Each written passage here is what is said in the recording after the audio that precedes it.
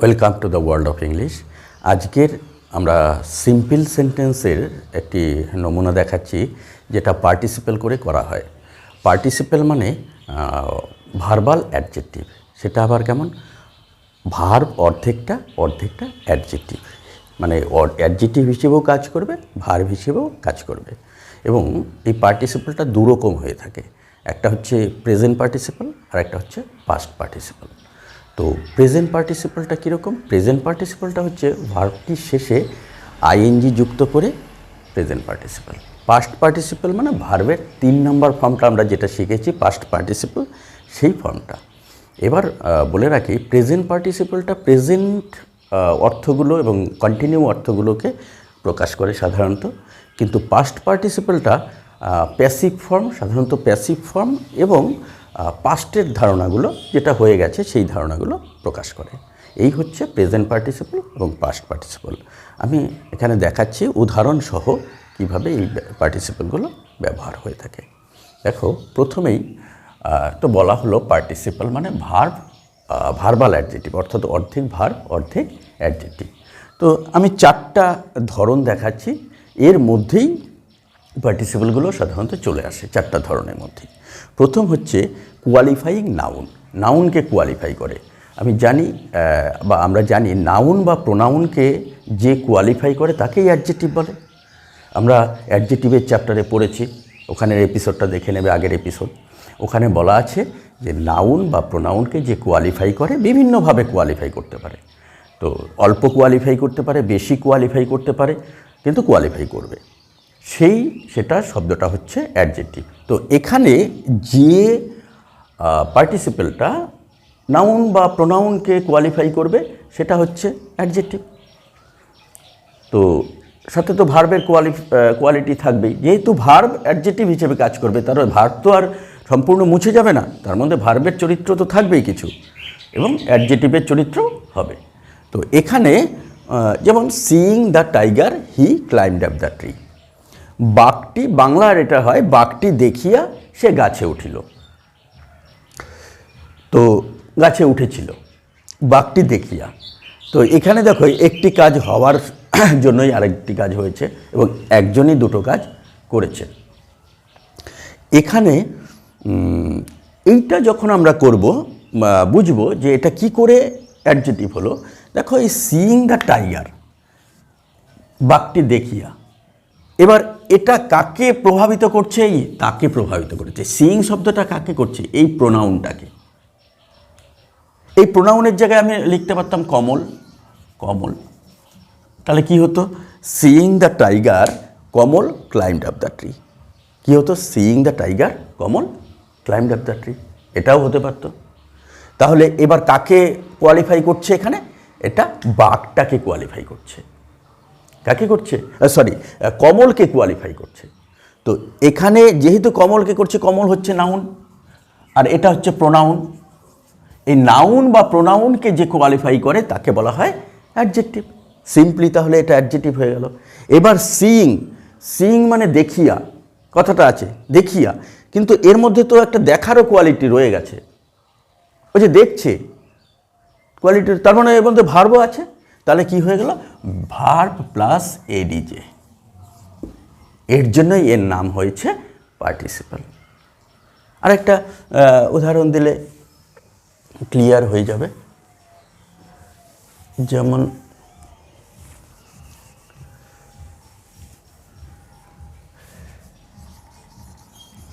Entering the room,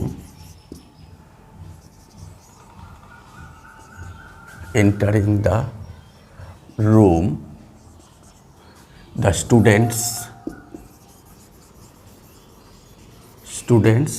began to sing. দেখো,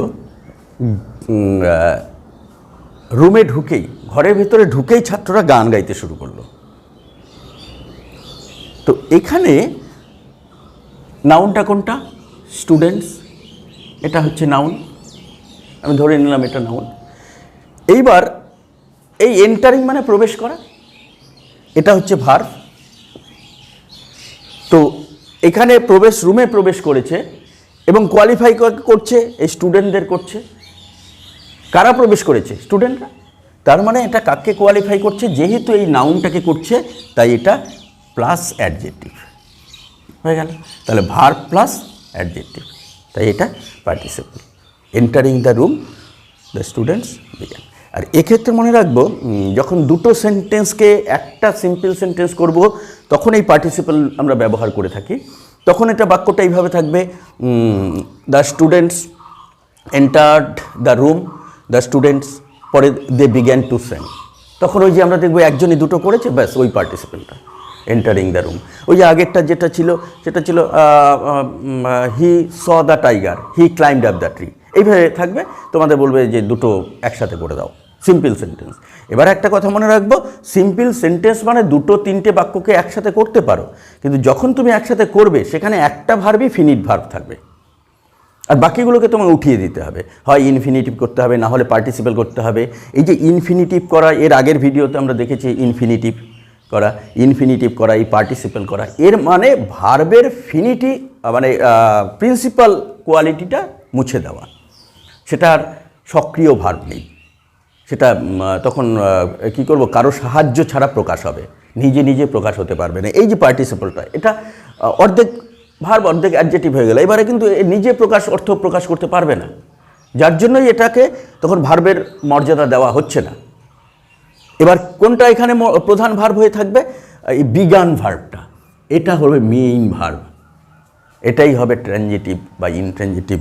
এটা যখন ইনট্রানজিটিভ ভার্ব, মোট কথা প্রিন্সিপাল ভার্ব এটা থাকবে সকল ক্রিয়া।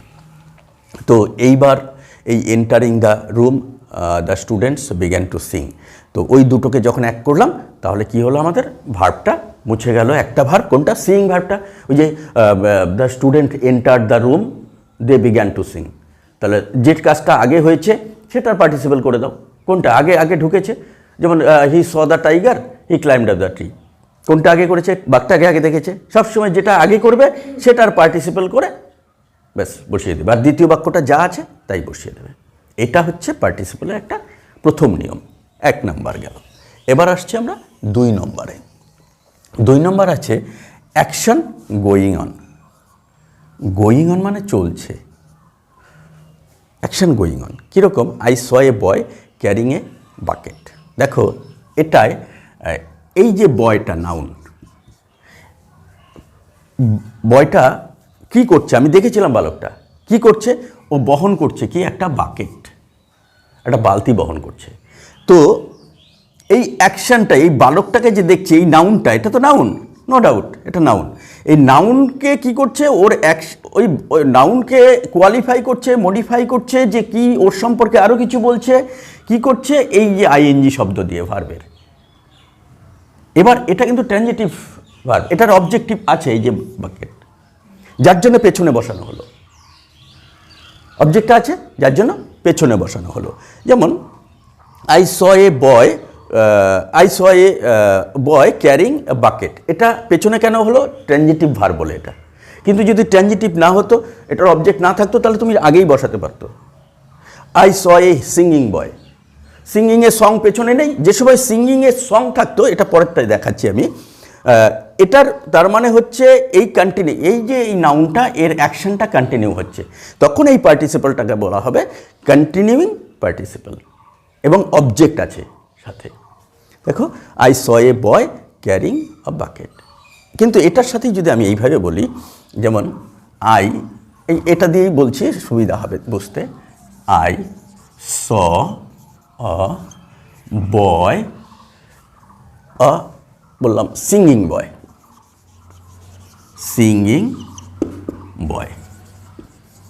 বয়টা নাউন, নো ডাউট। তো কেমন বয়? সিঙ্গিং, এই যে গান গাইছে, গানরত বয়টা, এটাও পার্টিসিপল। এটা ডিরেক্ট মডিফাই করছে অ্যাডজেক্টিভ হিসেবে, কিন্তু ভার্বের কোয়ালিটি কিন্তু নষ্ট হচ্ছে না, একটু ভার্বের কোয়ালিটি আছে, যার জন্য এটাকে অ্যাডজেক্টিভ, ভার্বাল অ্যাডজেক্টিভ বলা হচ্ছে।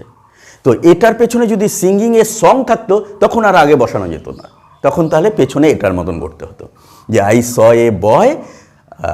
এ বয় সিঙ্গিং এ বিউটিফুল সং।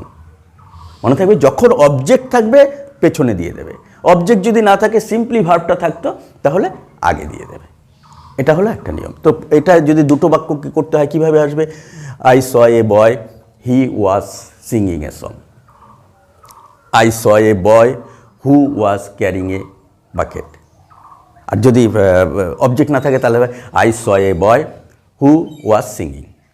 সিঙ্গিংয়ে শেষ, তখন তুমি আগে বসিয়ে দেবে। দেখবে অবজেক্ট নেই, ব্যাস আমি পার্টিসিপল করবো, আগে বসিয়ে দেবো। গেল, এটা গেল 2 নম্বর আমাদের উদাহরণ, চলে গেল।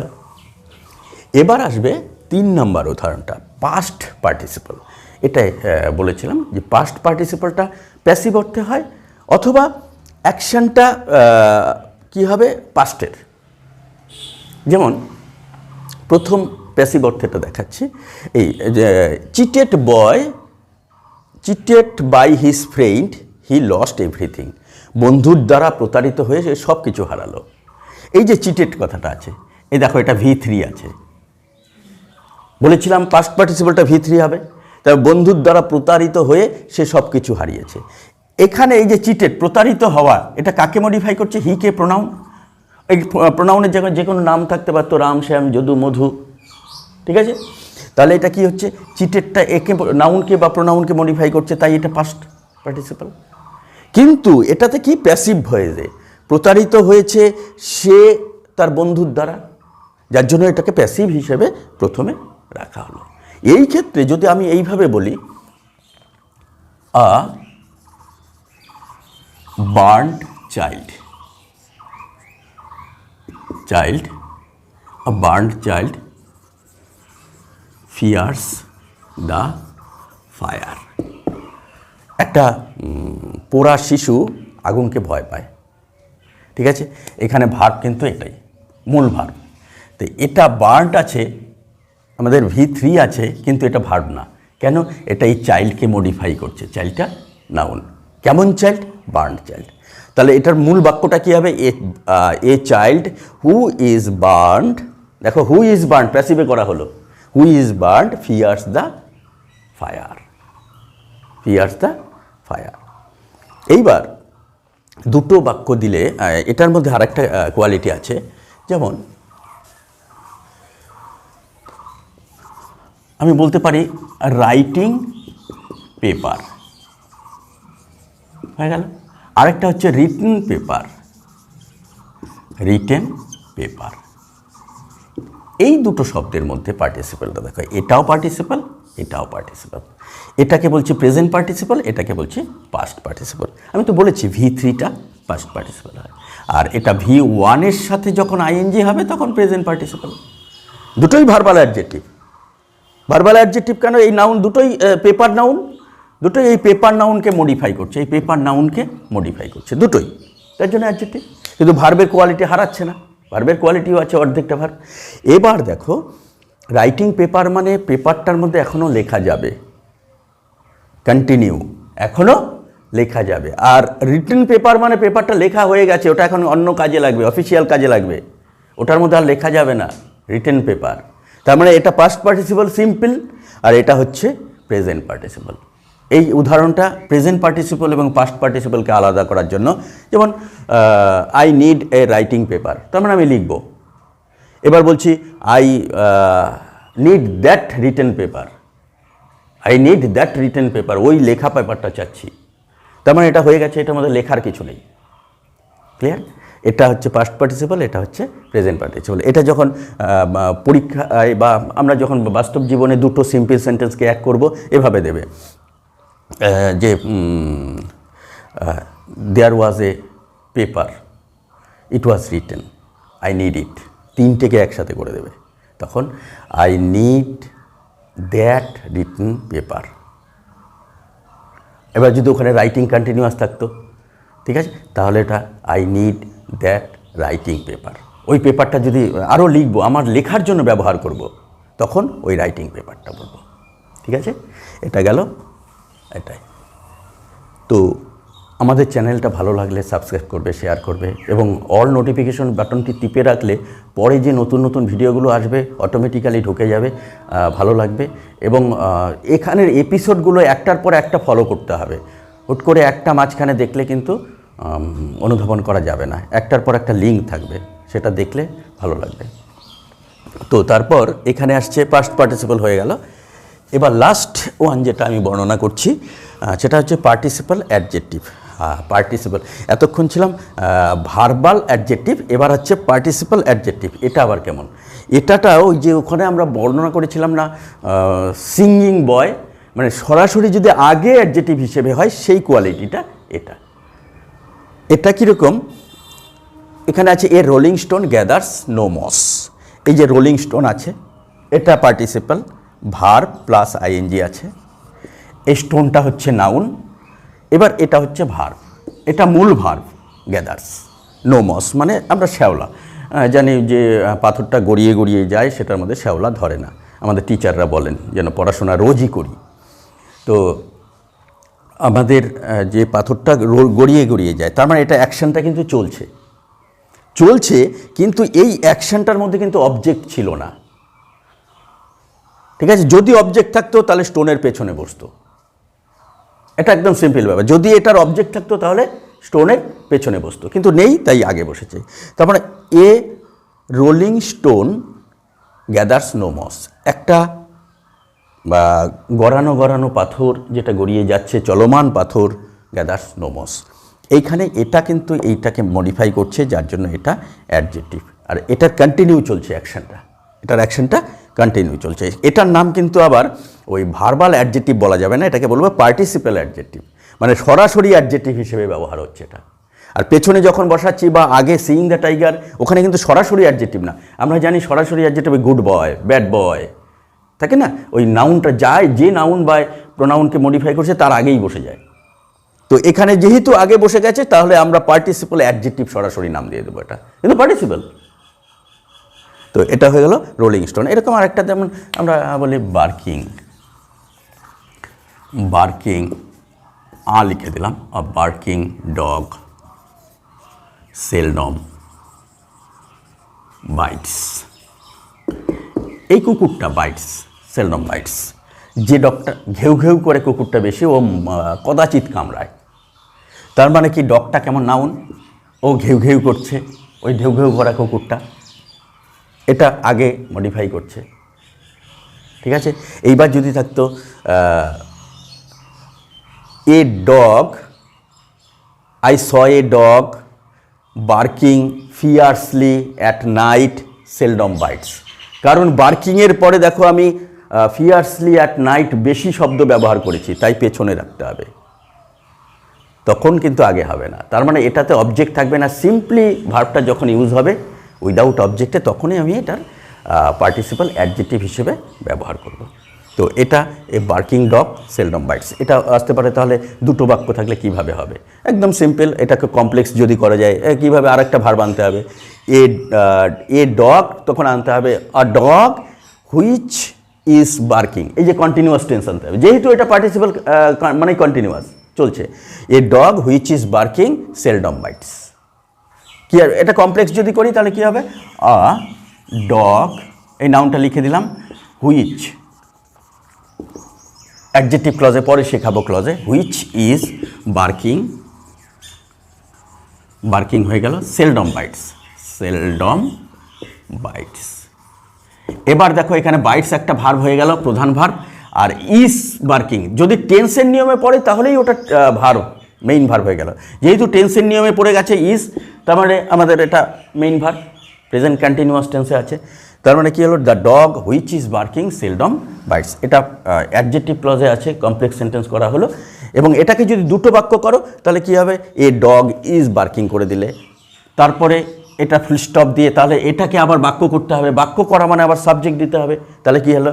ইট সেলডম বাইটস। খালি একটা ইট এখানে সাবজেক্ট নিয়ে আসলে বাস হয়ে গেল, ইট সেলডম বাইটস।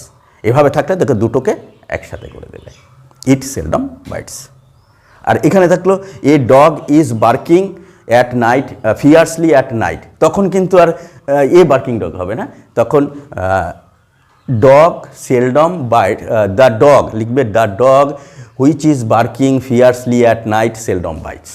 অর্থাৎ the dog barking fiercely at night seldom bites. ওই পেছনে মোট কথা অবজেক্ট যদি থাকে এটার, তাহলে এই নাউনটার পেছনে দেবে, এই যে নাউন বা প্রোনাউনটার পেছনে দেবে।